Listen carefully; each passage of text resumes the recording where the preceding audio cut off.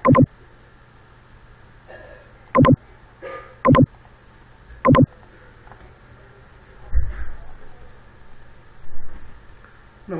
महाबळेश्वर गिरिस्थान नगरपरिषद संचालित गिरिस्थान प्रशाला कनिष्ठ महाविद्यालय महाबळेश्वर, मी प्राध्यापक गुलाब आमराय आपलं स्वागत करत आहे. आज आपण प्रकरण 6 मधील तृतीय आर्थिक क्रिया यामधील उपघटक व्यापार या आर्थिक क्रियेविषयी आज आपण आपल्या आजच्या या पाठामध्ये माहिती घेणार आहोत. तर सुरुवातीला व्यापार म्हणजे काय, तर वस्तू विनिमय म्हणजे व्यापार. जगातील कोणताही देश किंवा प्रदेश स्वयंपूर्ण नसतो, त्यामुळे देशातील आणि प्रदेशातील गरजा पूर्ण करण्यासाठी व्यापार गरजेचा असतो. व्यापार ही जरी पूर्णतः आर्थिक गरज असली तरी तो पूर्णतः भौगोलिक किंवा नैसर्गिक घटकांशी निगडित आहे. म्हणजे व्यापार हा एक नैसर्गिक भौगोलिक घटक जे आहेत या घटकांशी ही जी आर्थिक क्रिया जी आहे ही आर्थिक क्रिया निगडित आहे. वस्तू आणि सेवांच्या देवाणघेवाणीस किंवा विनिमयास व्यापार असे म्हटले जाते. विनिमयाचे माध्यम म्हणून वस्तूची जागा सध्या पैशाने घेतलेली आहे. प्रत्येक प्रदेशाची भौगोलिक परिस्थिती वेगळी असते, त्यामुळेच प्रत्येक प्रदेश हा काही विशिष्ट उत्पादनात अग्रेसर असतो. एखाद्या वस्तूची किंवा सेवेची उपलब्धता असणे आणि तेव्हाच दुसऱ्या कुठल्या तरी वस्तू आणि सेवांची उपलब्धता असणे या परिस्थितीतूनच व्यापाराची गरज जी आहे ही गरज निर्माण होत असते.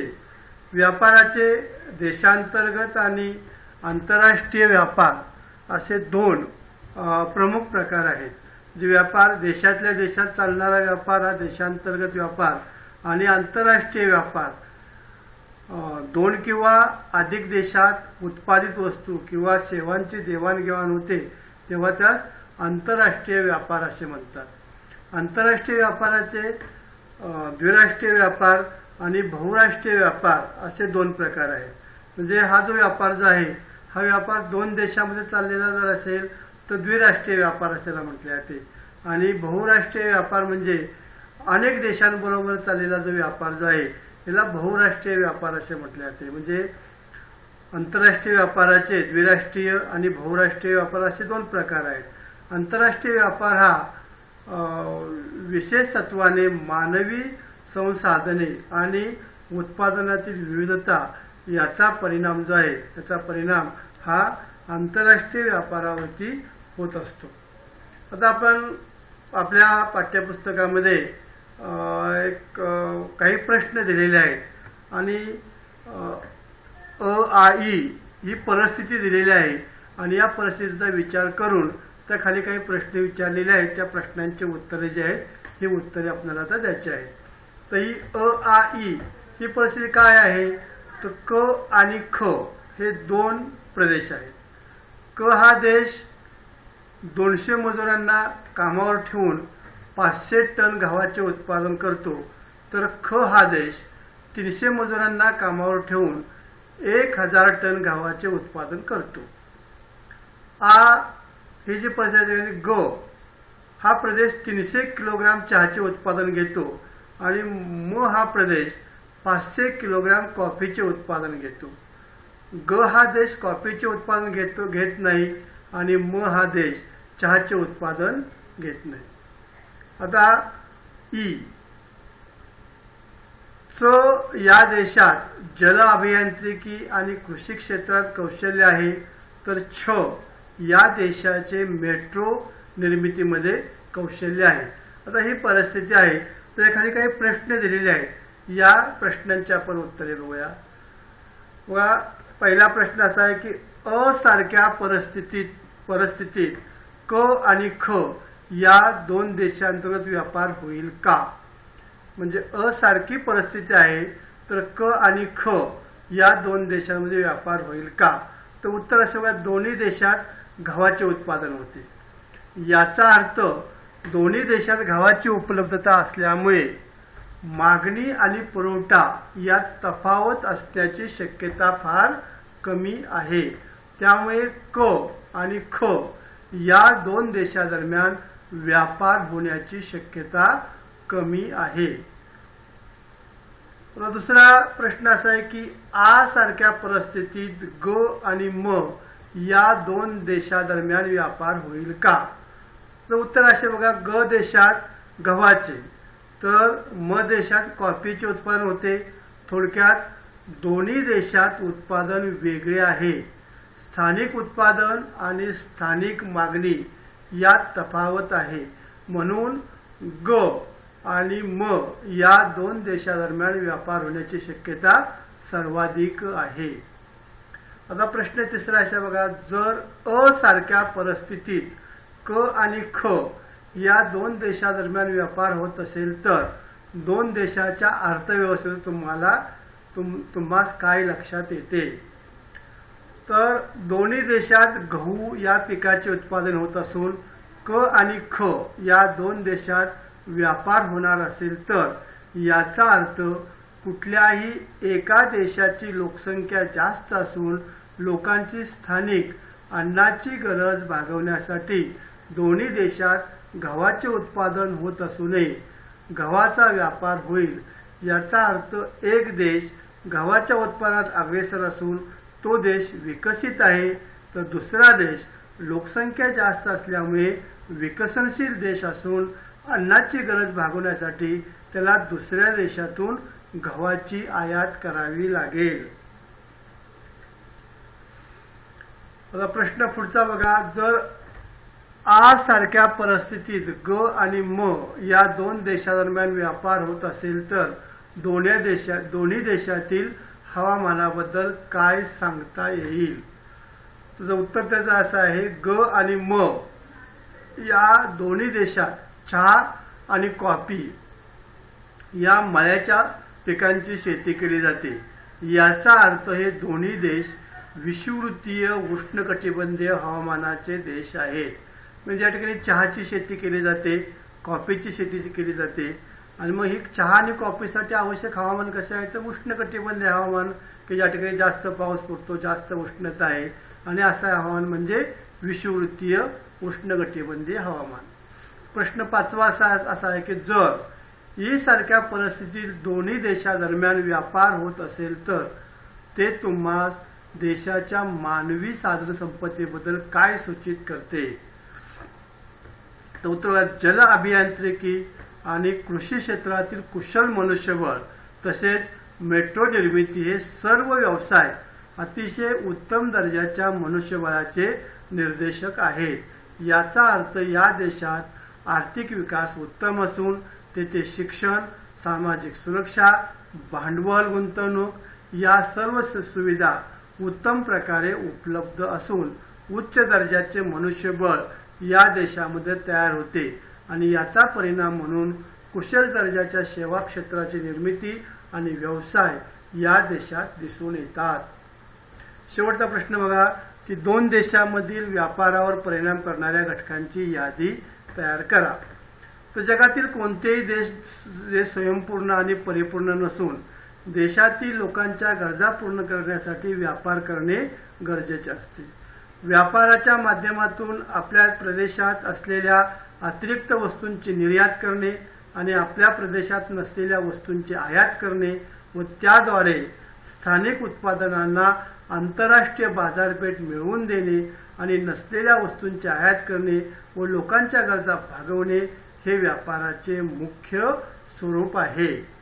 व्यापार दोन देशांमधील अंतर, साधनसंपत्तीचे वितरण, उत्पादनातील तफावत, सांस्कृतिक विशेषता, हवामान, लोकसंख्येचे वितरण, लोकसंख्येचे राहणीमान, देशाच्या विकासाचे स्वरूप, गुंतवणूक, वाहतुकीच्या सोयी, संदेशवहन, शासकीय धोरण, आंतरराष्ट्रीय धोरण, जकात व कर संबंधीचे धोरण, जागतिकीकरण आणि जागतिक ताणतणाव हे जे घटक जे आहेत हे घटक व्यापारावरती परिणाम करत असतात.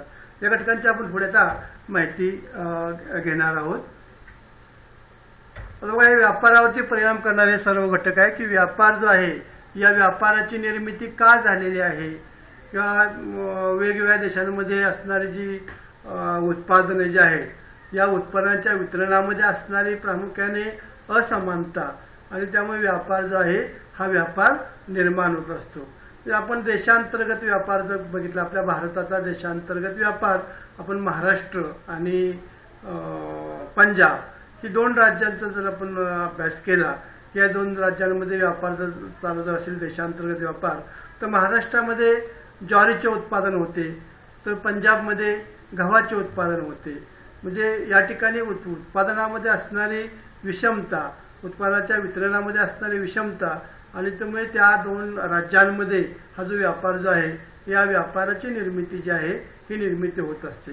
तसेच आंतरराष्ट्रीय व्यापारसुद्धा या अशा वितरणामध्ये असणारी असमानता, भौगोलिक जे घटक जे आहेत या घटकांच्या वितरणामध्ये निर्माण झालेली असमानता आणि त्यामुळे प्रत्येक देशामध्ये असणारे जे उत्पादन जे आहे हे उत्पादन वेगवेगळे आहे आणि त्यामुळे हा जो व्यापार जो आहे, या व्यापाराची निर्मिती जी आहे ही व्यापाराची निर्मिती ही प्रामुख्याने झालेली आहे. बघा, लोकसंख्या हा एक व्यापारावरती परिणाम करणारा एक महत्त्वाचा असा घटक आहे की लोकसंख्या, लोकसंख्येचे वितरण, लोकसंख्येचे राहणीमान हे जे घटक जे आहेत हे घटक व्यापारावर परिणाम करत असतात. म्हणजे ज्या देशामध्ये लोकसंख्या जास्त आहे त्या ठिकाणी बाजारपेठ निर्माण होते आणि मग त्या ठिकाणी अनेक देश जे आहेत, अनेक देश त्या देशाबरोबर व्यापार जे आहे या व्यापारासंबंधीचे जे वेगवेगळे करार जे आहेत हे करार करत असतात. म्हणजे लोकसंख्येची घनता, लोकसंख्येचे वितरण आणि लोकसंख्येचे राहणीमान, लोकांचे दरडोई उत्पादन यातून जो व्यापार जो आहे हा व्यापार निर्माण होत असतो. त्यानंतर संस्कृती, जागतिक ताणतणाव, जागतिकीकरण, वेगवेगळ्या असणारी लोकांकडे असणारी कौशल्य किंवा निपुणता, वाहतुकीच्या सोयी आणि संदेशवहन, जकात व कर विषयीची धोरण, शासकीय धोरण, आंतरराष्ट्रीय धोरण, आर्थिक खर्च, प्रत्येक प्रदेशामध्ये असणारे वेगवेगळे हवामान आणि नैसर्गिक साधनसंपत्तीच्या वितरणातील फरक, हे जे घटक जे आहेत ते सर्व घटक या व्यापारावरती परिणाम करत असतात. आता हे जे प्रत्येक घटक जे आहेत त्या प्रत्येक घटकांचा व्यापारावरती कसा परिणाम झालेला आहे याची माहिती जी आहे ही माहिती आपण बघूया प्रत्येक घटकाची. मग आता पहिला घटक आहे व्यापारावर परिणाम करणारा घटक, की व्यापार हा मानवाचा एक अत्यंत महत्त्वाचा असा तृतीयक व्यवसाय आहे, तृतीय श्रेणीतील व्यवसाय आहे. व्यापारामुळे वस्तूंची आणि सेवांची देवाणघेवाण होते आणि मानव आपल्या विविध गरजा भागवतो. व्यापारात कृषी उत्पादने, औद्योगिक उत्पादने, खनिजे, ग्राहकयोगी उत्पादने अशा असंख्य वस्तूंची देवाणघेवाण होते. सुरुवातीस व्यापार हा स्थानिक पातळीवर केला जात असे, मात्र आधुनिक दळणवळणाच्या साधनांमुळे व्यापाराने जागतिक स्वरूप घेतले आहे. असे असले तरी व्यापार हा जगात सर्वत्र सारखा नाही. प्रत्येक देशाची भौगोलिक, आर्थिक, राजकीय परिस्थिती समतोल नसल्यामुळे त्या देशांच्या व्यापारातील सहभाग हा कमी जास्त असतो. आता पहिला घटक आहे की अंतर, व्यापारावरती परिणाम करणारा अंतर, म्हणजे दोन देशांमध्ये, दोन प्रदेशांमध्ये असणारे हे जे अंतर जे आहे, म्हणजे एखाद्या साधनसंपत्तीचे उत्पादक प्रदेश आणि त्या साधनसंपत्तीची मागणी करणारा प्रदेश यामधील भौगोलिक अंतर हा व्यापारावरती प्रभाव पडणारा महत्त्वाचा घटक आहे. मात्र भौगोलिक अंतराबरोबरच आर्थिक अंतर म्हणजे वाहतूक खर्च, राजकीय अंतर म्हणजे राजकीय मैत्री हे घटकही व्यापारावरती परिणाम करत असतात. दुसरा घटक आहे साधनसंपत्तीचे वितरण. साधनसंपत्तीमधील नैसर्गिक घटक, साधनसंपत्ती आणि त्याचे वितरण हे असमान आहे. यामुळे मृदा, वने, कृषी उत्पादने, खनिज संपत्ती काही प्रदेशात मुबलक तर काही प्रदेशात दुर्मिळ आहे. ही तफावत व्यापार निर्मितीस कारणीभूत आहे. नैसर्गिक साधनसंपत्तीचे असणारे असमान वितरण आणि या असमान वितरणामुळे व्यापाराची जी निर्मिती जी आहे ही व्यापाराची निर्मिती झालेली आहे. नैसर्गिक साधनसंपत्तीच्या असमान वितरणामधून, म्हणजे याचे सर मृदा, वनस्पती, वेगळी शेतीची उत्पादने, खनिज संपत्ती याचे वितरण हे असमान झालेले आहे आणि त्यामुळे व्यापार जो आहे हा व्यापार निर्माण झालेला आहे. त्याचबरोबर उत्पादनामधील तफावत, म्हणजे पृथ्वीवरील साधनसंपत्तीच्या वितरणात जशी तफावत आढळते तशीच तफावत विविध वस्तूंच्या उत्पादनातही आढळते. भांडवलशाही अर्थव्यवस्था असलेल्या विकसित देशात यांत्रिकीकरणामुळे, औद्योगिक क्रांतीमुळे वस्तूचे उत्पादन खूप जास्त प्रमाणात घेतले जाते. या उलट मागासलेल्या देशांमध्ये पारंपरिक हस्तकलेमुळे उत्पादन कमी होते. या विरोधाभासही व्यापारास कारणीभूत ठरत आहे. उत्पादनामध्ये असणारी तफावत, जे देश विकसित आहेत, औद्योगिकदृष्ट्या प्रगत आहेत, ज्या ठिकाणी यांत्रिकीकरण ज्या देशांमध्ये जास्त झालेले आहे आणि त्या ठिकाणी भांडवलशाही अर्थव्यवस्था आहे, त्या ठिकाणी उत्पादन जे आहे हे उत्पादन जास्त प्रमाणामध्ये आणि वेगाने होत असते. तर जे काही पारंपरिक देश आहेत किंवा जास्त प्रमाणामध्ये हस्तकलेचा वापर जो आहे हा वापर केला जात आहे, त्या ठिकाणी उत्पादनाचे प्रमाण जे आहे हे उत्पादनाचे प्रमाण कमी असते आणि त्यामुळे सुद्धा व्यापार जो आहे या व्यापाराची निर्मिती ही झालेली आहे. त्यानंतर हवामान, पृथ्वीवरील हवामान सर्वत्र भिन्न आहे. शिवाय ऋतूप्रमाणे त्यात बदल होत असतो. या हवामानामुळे वस्तूचे उत्पादन, वाहतूक, समुद्राची स्थिती हे जे घटक जे आहेत या घटकांचा परिणाम जो आहे हा परिणाम हा व्यापारावरती होत असतो. याचा परिणाम पुढे व्यापारावर होतो. उदाहरणार्थ नैऋत्य मान्सून वाऱ्यामुळे मुंबई बंदराजवळील समुद्र जून ते सप्टेंबर दरम्यान वाहतुकीस तितकासा पोषक नसतो. तसेच तीव्र हिवाळ्यामुळे युरोपमधील काही बंदरे गोठली जातात, त्यांचा किनारा गोठला जातो. त्यामुळे त्या ठिकाणी व्यापार जो आहे हा व्यापार करता येत नाही. नंतर पुढचा घटक आहे लोकसंख्येचे वितरण. ज्या प्रदेशात लोकसंख्या जास्त असते तेथे विविध वस्तूंना सतत मागणी असते. त्याचा परिणाम जागतिक व्यापारावरती होत असतो. म्हणजे लोकसंख्या जास्त असली की सतत त्या ठिकाणी मागणी जी आहे ही मागणी वाढत असते. उदाहरण आपल्या भारतामध्ये लोकसंख्या जास्त आहे, त्यामुळे अनेक वस्तूंची मागणी भारतामध्ये वाढत आहे आणि त्यामुळे इतर देश जे आहेत हे इतर देश भारताबरोबर व्यापार करण्यासाठी उत्सुक असतात.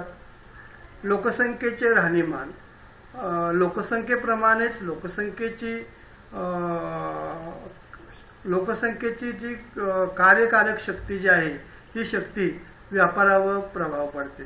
ज्या देशात आर्थिक विकास झाला आहे त्या देशातील लोकांचे दरडोई उत्पन्न जास्त आहे. अशा देशातील लोकांचे राहणीमान जे आहे हे राहणीमान चांगले असते. साहजिकच त्यांची क्रयशक्ती जी आहे ही जास्त असते. त्यामुळे तेथे विविध वस्तू व सेवांची सतत वाढती मागणी असते. त्यामुळे त्या प्रदेशांमध्ये व्यापार जो आहे हा व्यापार वाढतो. आर्थिक औद्योगिक विकासाचे स्वरूप, देशाच्या अर्थव्यवस्थेच्या स्थितीचा व्यापारातील सहभाग प्रभाव पडतो. देश अतिविकसित असल्यास असा देश औद्योगिकरणावर अग्रेसर असतो व तो देश तंत्रज्ञान, यंत्रसामग्री यासारख्या वस्तूंची निर्यात करतो. देश विकसनशील असल्यास असा देश ग्राहकोपयोगी उत्पादने, कच्चा माल इत्यादींची निर्यात करतो. मात्र देश मागासलेला असल्यास असा देश खनिज, कृषी उत्पादने यांची प्रामुख्याने निर्यात करतो. त्यानंतर भांडवल, गुंतवणूक, व्यापारासाठी उत्तम बंदरे, आधुनिक जहाजे, संदेशवहनाची आधुनिक साधने इत्यादी पायाभूत सुविधांची गरज असते. या सुविधा पुरवण्यासाठी गुंतवणुकीची गरज असते.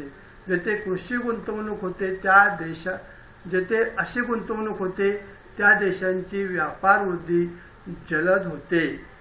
त्यानंतर वाहतुकीच्या सोयी आणि विकसित पार्श्व प्रदेश, व्यापारासाठी बंदराजवळील प्रदेशांचाही विकास होणे आवश्यक असते.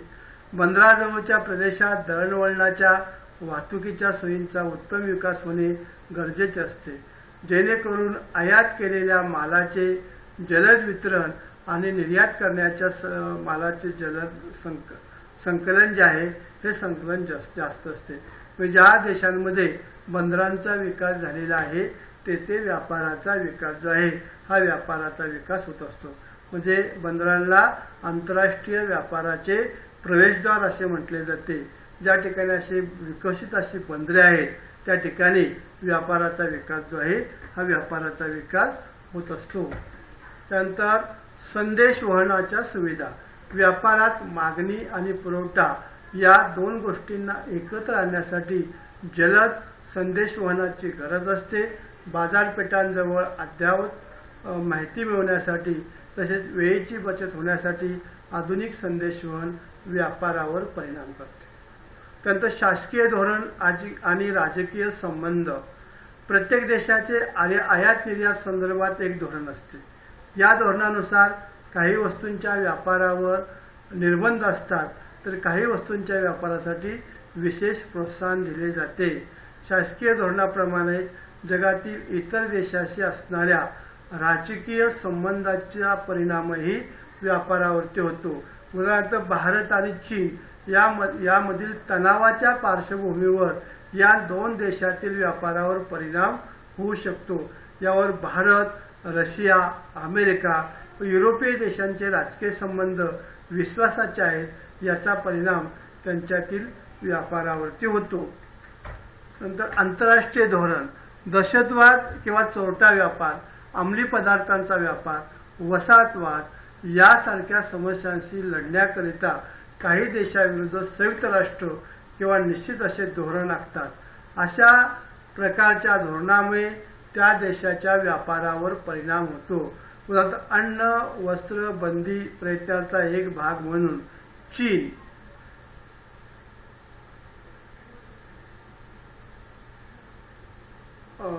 उदाहरणार्थ अण्वस्त्र बंदी प्रयत्नांचा एक भाग म्हणून चीन, उत्तर कोरिया यासारख्या देशावर सध्या काही निर्बंध लागू आहेत. या ठिकाणी थोडी अण्वस्त्र बंदी असा या ठिकाणी पाहिजे. अण्वस्त्र बंदी प्रयत्नांचा एक भाग म्हणून चीन, उत्तर कोरिया यासारख्या देशावर सध्या काही निर्बंध लागू आहेत. जकात आणि कर व्यापारावर परिणाम करणारे हे अत्यंत महत्त्वाचे घटक आहेत. प्रत्येक देश आपल्या आयात निर्यात धोरणानुसार आयात निर्यात कर आणि जकात आकारतो. काही वेळेस काही देश मात्र असा कोणताही कर आकारत नाहीत. त्याला मुक्त व्यापार म्हणतात. या सर्वांचा प्रभाव व्यापारावरती होतो. तर जागतिकीकरणामुळे आता अनेक देशातील बहुराष्ट्रीय कंपन्या आपले जाळे जगभर विस्तारित आहेत. स्वस्त मजूर, जमीन व कच्चा माल उपलब्ध नसलेल्या प्रदेशात उत्पादनाचे आणि सेवाचे आउटसोर्सिंग हा आधुनिक जागतिक व्यापाराचा मंत्र बनलेला आहे. आउटसोर्सिंग म्हणजे ज्या ठिकाणी कमी किमतीमध्ये स्वस्त मजुरांचा पुरवठा होतो अशा ठिकाणी आपली कंपनीची कार्यालये जी आहेत ही कार्यालये उभारली जातात आणि जो व्यापार जो आहे हा व्यापार वाढवला जातो. आणि शेवटचा घटक आहे जागतिक ताणतणाव. प्रत्येक देश व्यापाराचे आर्थिक राजकीय हितसंबंध जपण्याचा पुरेपूर प्रयत्न करतो. त्यामुळे विविध सैद्धांतिक मुद्द्यावर जगातील देशांचे ध्रुवीकरण किंवा पुनर्रचनात्मक ध्रुवीकरण सतत होत असते. याचाच परिणाम म्हणून जगात अनेक गट निर्माण होतात आणि या गटातील सुप्त संघर्षाचा व्यापारावर परिणाम होतो. उदाहरणार्थ जागतिक व्यापार परिषदांमध्ये कृषी क्षेत्रावरील विकास देशाकडून दिले जाणारे अनुदान हा वादाचा मुद्दा आहे. थोडक्यात जागतिक व्यापारावर फार गुंतवणुकीच्या मुद्द्यांचाच प्रभाव असून त्यामुळे जागतिक व्यापाराचे स्वरूपही फार क्लिष्ट झालेला आहे. हा जो व्यापार जो आहे हा व्यापार जगामध्ये असणाऱ्या वेगवेगळ्या या जागतिक व्यापार संघटना ज्या आहेत या व्यापार संघटनांच्या माध्यमातून आंतरराष्ट्रीय व्यापार जो आहे या आंतरराष्ट्रीय व्यापाराचा विकास जो आहे हा विकास केला जात असतो. जागतिक व्यापार संघटना WTO वर्ल्ड ट्रेड ऑर्गनायझेशन यांच्यामार्फत जो व्यापार जो आहे या व्यापाराचा विकास जो आहे हा विकास केला जात आहे आणि यातूनच ज्या वेगवेगळ्या संघटना ज्या आहेत म्हणजे आसियान संघटना, जागतिक जगातील पेट्रोल निर्यात करणाऱ्या देशांच्या संघटना, ओपेक संघटना, आपेक संघटना, त्यानंतर आपल्या दक्षिण आशियामध्ये असणारी सार्क संघटना, दक्षिण आशियाई सहयोगी संघटना, पॅसिफिक महासागराच्या सभोवतालचे जे काही देश जे आहेत या देशांनी एकत्र स्थापन केलेली संघटना किंवा युरोपीय जे देश आहेत त्या युरोपीय देशांनी एकत्र स्थापन केलेली युरो संघटना, अशा ज्या संघटना ज्या आहेत या संघटनांच्या मार्फत हा जो जागतिक व्यापार जो आहे या जागतिक व्यापाराचा विकास जो आहे हा विकास केला जात असतो. म्हणजे अशा प्रकारे व्यापार जो आहे हा व्यापार आणि व्यापारावर परिणाम करणारे घटक यांची माहिती जी आहे ही माहिती आपण घेतलेली आहे. म्हणजे व्यापार जो आहे हा व्यापार वस्तू विनिमय आणि या वस्तू विनिमयाला नंतर जे चलनाच्या द्वारे हा जो व्यापार जो आहे हा व्यापार केला जात असतो. आणि जगामध्ये असणारी भौगोलिक जे घटक जे आहेत या घटकांमध्ये असणारी विषमता, उत्पादनामध्ये असणारी विषमता आणि त्यातून जो व्यापार जो आहे या व्यापाराची निर्मिती जी आहे ही निर्मिती झालेली आहे. आता हा जो व्यापार जो आहे या व्यापाराचे आंतरराष्ट्रीय व्यापार आणि देशांतर्गत व्यापार असे प्रकार आहेत आणि आंतरराष्ट्रीय व्यापार जो आहे हा द्विराष्ट्रीय व्यापार आणि बहुराष्ट्रीय व्यापार असा आहे. आणि त्याचबरोबर या व्यापाराच्या संकल्पनेमध्ये व्यापार टोल हा एक संकल्पना आहे. धन व्यापार टोल किंवा ऋण व्यापार टोल म्हणजे जी आयात निर्यात जी आहे ही आयात निर्यातीवरती हा व्यापार टोल जो आहे हा व्यापार टोल अवलंबून असतो. ज्या देशांमध्ये बंदरांचा विकास झालेला आहे या प्रदेशांमध्ये जो आंतरराष्ट्रीय व्यापार जो आहे या आंतरराष्ट्रीय व्यापाराचा विकास जो आहे हा विकास झालेला आपल्याला दिसून येतो. कारण बंदरे जे आहेत ही बंदरे म्हणजे आंतरराष्ट्रीय व्यापाराचे प्रवेशद्वार समजले जातात. ज्या देशांना समुद्रकिनारा लाभलेला आहे अशा ठिकाणी या बंदरांच्या द्वारे व्यापाराचा विकास जो आहे हा व्यापाराचा विकास झालेला आपल्याला दिसून येतो. आता या ठिकाणी आपण व्यापार आणि व्यापारावर परिणाम करणारे घटक ही मानवाची तृतीय श्रेणीमध्ये असणारी एक महत्त्वाची आर्थिक क्रिया जी आहे या आर्थिक क्रियेचा आपण या ठिकाणी अभ्यास केलेला आहे. या ठिकाणी आपण थांबूया.